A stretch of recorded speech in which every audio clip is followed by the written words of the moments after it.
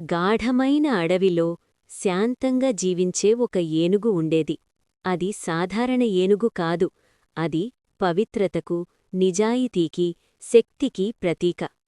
ఏనుగు, నక్క ఎదురుగా కూర్చొని మాట్లాడుకుంటూ ఉంటాయి. ఆ మాటలలో ఏనుగు అంటుంది, నాకున్న రంగు నాకు నచ్చలేదు. అప్పుడు ఏనుగు, నాకు తెల్లరంగు వెయ్యండి అని చెప్పింది. అప్పుడు నక్క తన ఫ్రెండ్స్ని తీసుకువచ్చి, మన ఫ్రెండ్ ఏనుగు బాధపడుతుంది, మీరు వచ్చి తెల్లరంగు వెయ్యండి అని చెప్పింది నక్క. అప్పుడు వాళ్ల ఫ్రెండ్స్ అందరూ ఏనుగు దగ్గరికి తెల్లరంగు బకెట్లతో వచ్చి ఏనుగును పూర్తిగా తెల్లగా మార్చేశారు. అప్పుడు హ్యాపీగా అడవిలో తిరుగుతుంది. ఒకరోజు రాజు దగ్గర ఉన్న సైనికులు అడవికి వచ్చారు. ఏనుగు తెల్లగా ఉందని చూసి దాన్ని 5గురు కలిసి తాళ్లతో కట్టేశారు. ఏనుగు పోరాడలేదు, కోపపడలేదు, కేవలం బాధతో చూస్తూ నిలబడింది.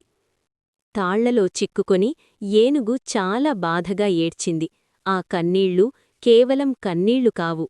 ఆకాశం కూడా కరిగిపోయింది. మంచు మబ్బులు కమ్మాయి. భారీ వర్షం మొదలయ్యింది.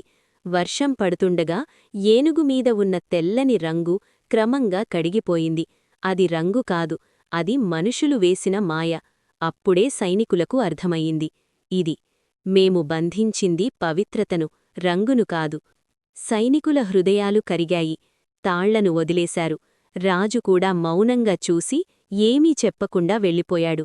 అడవిలో మిగిలింది ఏనుగు మాత్రమే, స్వేచ్ఛతో. వర్షం ఆగిపోయింది. సూర్యకిరణాలు పడ్డాయి.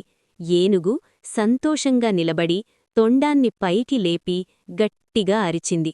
ఆ అరుపు అర్థం ఇదే: సత్యాన్ని ఎంతకాలం కట్టలేరు, బాధనుంచి ఆశ పుడుతుంది, స్వేచ్ఛే నిజమైన శక్తి.